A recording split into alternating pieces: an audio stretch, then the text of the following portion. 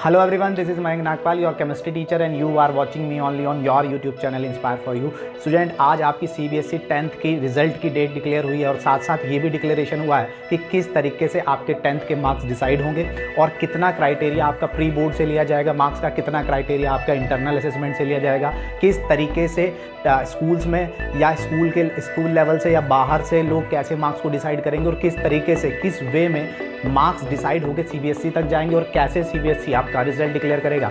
आज सारी बातें हम लोगों को 1 बाय 1 डिस्कस करनी है और मैं आपको बिल्कुल डीप में बताऊंगा ताकि आपके सारे डाउट क्लियर हो जाएं कि आपका रिजल्ट कैसा होने वाला है, किस तरीके से होने वाला है, किस तरीके से आपके मार्क्स डिसाइड होंगे और किस तरीके से आपको 11th में एडमिशन मिलने वाला है, किन बेसिस पर। तो चलिए करते हैं 1 बाय 1 स्टार्ट। तो सबसे पहले तो आप लोगों को एक ये बात बता दूँ कि जो आपका रिजल्ट डिक्लेयर होने वाला है वो 20 जून यानी 20 जून को आपका रिजल्ट डिक्लेयर होगा। आज फाइनल हो गया है कि आपको 20 जून को ये रिजल्ट डिक्लेयर होगा। बारी आती है जब रिजल्ट डिक्लेयर हो गया है तो सबसे बड़ी बात डिस्कस होता है कि आपका मार्क्स डिस्ट्रीब्यूशन कैसे होगा। ये आपके सबके माइंड में डाउट्स रेगुलर चल रहा है कि किस तरीके से हम लोगों को मार्क्स मिलेंगे, कैसे मार्क्स मिलेंगे। हमने तो प्री बोर्ड छोड़ दिया था, जिन बच्चों ने प्री बोर्ड छोड़ दिया है तो उनको मार्क्स कैसे मिलेंगे, जिनका प्री बोर्ड अच्छा नहीं गया था उनके मार्क्स कैसे होंगे, क्या स्कूल मार्क्स भेजेगा, स्कूल किन बेसिस पर मार्क्स भेजेगा, वो बात करते हैं। तो सबसे पहले आपका मार्क्स डिस्ट्रीब्यूशन दिखा देता हूं। हालांकि साइड में सारा मार्क्स डिस्ट्रीब्यूशन भी आपको शो हो रहा होगा, लेकिन फिर भी मैं आप लोगों को मार्क्स डिस्ट्रीब्यूशन बता देता हूं कि सबसे पहले 10 मार्क्स डिसाइड हुए हैं वो आपके मार्क्स डिसाइड हुए हैं यूनिट टेस्ट के बेस पर, यानी आपने जो भी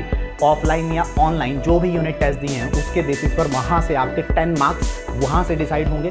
उसके बाद बारी आती है कि यूनिट टेस्ट के बाद आप और मार्क्स कहाँ से डिसाइड होंगे, तो आपके 30 मार्क्स डिसाइड होंगे आपके हाफ ईयरली एग्जाम से। हाफ ईयरली एग्जाम के बाद यानी 40 मार्क्स हो गए। उसके बाद बारी आती है कि और 40 मार्क्स कहाँ से डिसाइड होने वाले हैं, तो 40 नंबर आपके डिसाइड होंगे आपके प्री बोर्ड से। अब आपके माइंड में डाउट आएगा कि प्री बोर्ड तो हमारे किसी स्कूल्स में 1 बार हुआ है, कहीं बार 2 बार हुआ है, कहीं बार 3 बार हुआ है, तो कौन से मार्क्स डिसाइड होंगे। तो पहली बात कि प्री बोर्ड में अगर कहीं पर 1 बार हुआ है तो वही मार्क्स वहाँ आउट ऑफ टोटल में से 40 मार्क्स को उठाकर वहाँ रखा जाएगा। अगर आपके 2 बार या 3 बार हुए हैं तो वहाँ पर आपका हाईएस्ट एवरेज या तो आपके एवरेज मार्क्स रखे जाएंगे या फिर हाईएस्ट मार्क्स जिस आपके प्री बोर्ड में आए हैं वहाँ से वो मार्क्स रखे जाएंगे। तो इस तरीके से अगर 10, 30 और 40 मार्क्स का डिस्ट्रीब्यूशन हुआ है, यानी 10 मार्क्स आपके यूनिट टेस्ट से, 13 मार्क्स आपके हाफ ईयरली एग्जाम से और 14 मार्क्स आपके किससे, प्री बोर्ड से। चाहे ये ऑनलाइन मार्क्स थे या ऑफलाइन थे, वो जैसे भी स्कूल ने कंडक्ट कराए हैं उसी तरीके से होगा। तो यानी 18 मार्क्स आपके डिसाइड हो गए।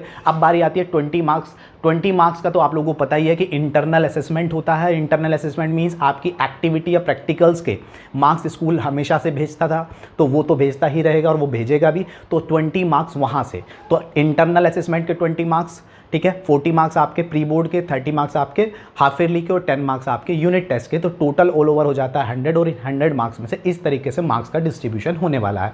अब बारी आती है कि मार्क्स का डिस्ट्रीब्यूशन जब हो गया तो क्या स्कूल मार्क्स का डिस्ट्रीब्यूशन करके भेजेगा, क्या CBSE बोर्ड किसी को एज स्कूल में भेजकर अपना कोई मेंबर CBSE बोर्ड स्कूल में भेजेगा और तब वो मार्क्स वहाँ से उठाए जाएंगे। तो ये एक प्रोसीजर क्या रहेगा, तो इस प्रोसीजर के लिए CBSE ने कहा है कि हर स्कूल को नियर अबाउट 7 लोगों की एक कमेटी कंडक्ट करानी होगी, एक कमेटी बनानी होगी जिसमें 5 स्कूल्स के टीचर्स होंगे। 5 स्कूल्स का मतलब उसी स्कूल के, जिस स्कूल का रिजल्ट डिक्लेयर हो रहा है उसी स्कूल के 5 टीचर इन्वॉल्व होंगे। और वो 5 टीचर कौन होंगे, मैथ्स टीचर होगा वहाँ पर, आपका साइंस टीचर होंगे वहाँ पर, आपके सोशल साइंस टीचर होंगे और 2 टीचर होंगे लैंग्वेज के, हिंदी इंग्लिश या जो भी लैंग्वेज आपके पास है। तो 5 टीचर्स की कमेटी वो होगी, प्लस 2 टीचर बाहर से कंडक्ट होंगे आपके नेबरिंग स्कूल से, यानी आसपास जो आपके स्कूल के आसपास जो भी CBSE का स्कूल है वहाँ से 2 टीचर वहाँ से कंडक्ट किए जाएंगे और वो कमेटी में डिसाइड होंगे, यानी वो कमेटी में शामिल किए जाएंगे। अब ये 7 लोग इन सारे मार्क्स का डिस्ट्रीब्यूशन करेंगे और इनका वेटेज निकाल के आपको रैंकिंग करेंगे और रैंकिंग करने के बाद बोर्ड को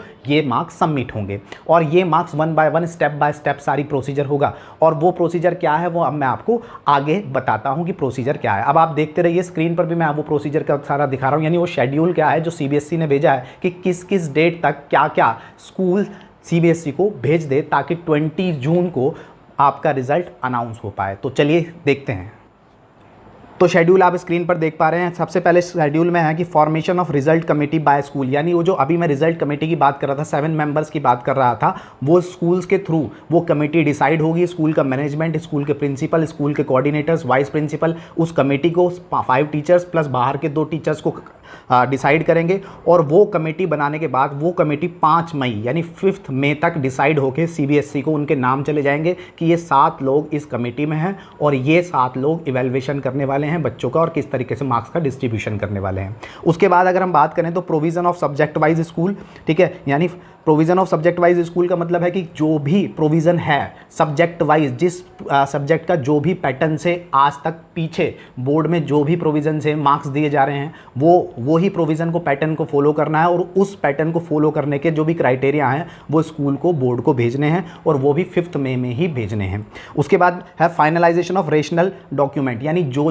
डॉक्यूमेंट जिन टीचर्स को कमेटी में डिसाइड किया है उनके डॉक्यूमेंट्स, और साथ में जिन डॉक्यूमेंट्स यानी बच्चों के जिन बेसिस पर मार्क्स रखे जा रहे हैं, यानी उनकी शीट्स या उनसे रिलेटेड जो भी मार्क स्लिप्स जो हम लोग स्कूल्स में बनाते हैं, वो मार्क स्लिप, वो डॉक्यूमेंट्स, वो शीट्स सारी बोर्ड को भेज दी जाएंगी या फाइनल हो जाएंगी। कब तक? 10 मई तक। उसके बाद है conduct of assessment. Conduct of assessment का मतलब है कि कंडक्ट ऑफ असेसमेंट का मतलब कि जो भी असेसमेंट अगर कोई रह गया है, अगर ऑनलाइन क्लासेस की वजह से कोई स्कूल का, किसी भी स्कूल का कोई भी असेसमेंट रह गया है, बच्चों को असेस करना रह गया है, कोई एग्जाम, कोई यूटी या किसी भी तरीके का कुछ रह गया है, तो वो कंडक्ट कराएगा स्कूल। कब तक? 15 मई तक स्कूल कंडक्ट कराकर 15 मई तक CBSE को रिपोर्ट करेगा। और उसके बाद finalisation of result by schools. तो finalisation of result by school यानी स्कूल को, CBSE को एक मेल करनी पड़ेगी 25 मई को कि हमारा 25 मई तक सारा रिजल्ट से रिलेटेड काम फाइनल हो चुका है।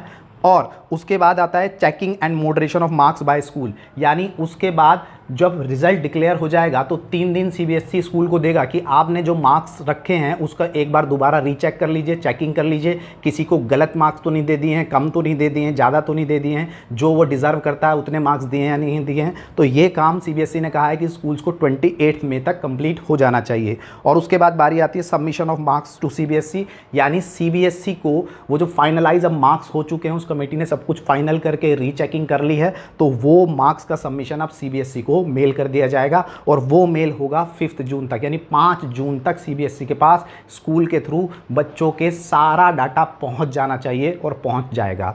इसके बाद 11 जून को सबमिशन ऑफ इंटरनल असेसमेंट। अगर 11 जून को सबमिशन ऑफ इंटरनल असेसमेंट का मतलब जो इंटरनल असेसमेंट के 20 मार्क्स जाते हैं, हालांकि मैक्सिमम स्कूल्स के चले गए हैं, अगर नहीं गए हैं तो वो इंटरनल असेसमेंट के भी वो मार्क्स भी 11 जून तक CBSE को भेज दिए जाएंगे। और उसके बाद स्कूल की तरफ से 11 जून तक का सारा काम कंप्लीट हो जाएगा और उसके बाद अब काम रह जाएगा CBSE का। तो CBSE रिज़ल्ट डिक्लेरेशन करेगी 20 जून को, यानी 11 जून तक सारा डाटा पहुंचने के बाद CBSE उसको इवेलुएट करेगा, एक बार उसको चेक करेगा, चेक करने के बाद सारी चीज़ों को चेक करने के बाद, सारा चीज़ों को देखने के बाद, रिज़ल्ट का डिक्लेरेशन करने के बाद, मार्कशीट बनाने के बाद फाइनलाइज CBSE डिक्लेरेशन दे देगा 20 जून को। तो बच्चों जैसे भी ये प्रोसीजर है उसकी कोई प्रॉब्लम नहीं है, लेकिन प्रोसीजर में कोई प्रॉब्लम नहीं है, लेकिन एक बात आपको बता दूं कि आपका रिज़ल्ट बहुत पॉजिटिव होने वाला है। साथ ही ये रिज़ल्ट आपके फेवर में ही होगा, इंटरनल असेसमेंट भी आपके फेवर में ही मार्क्स रखे जाएंगे।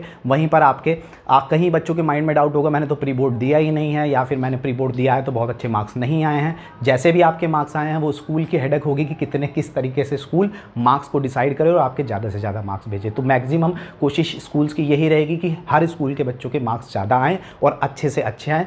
तो बेस्ट ऑफ लक आपके रिज़ल्ट के लिए। 20 जून को आपका रिज़ल्ट है। मेरी तरफ से आप लोगों को बहुत बहुत शुभकामनाएं आपके रिज़ल्ट की। मिलता हूं आपसे नेक्स्ट वीडियो में इसी तरीके से। Thank you.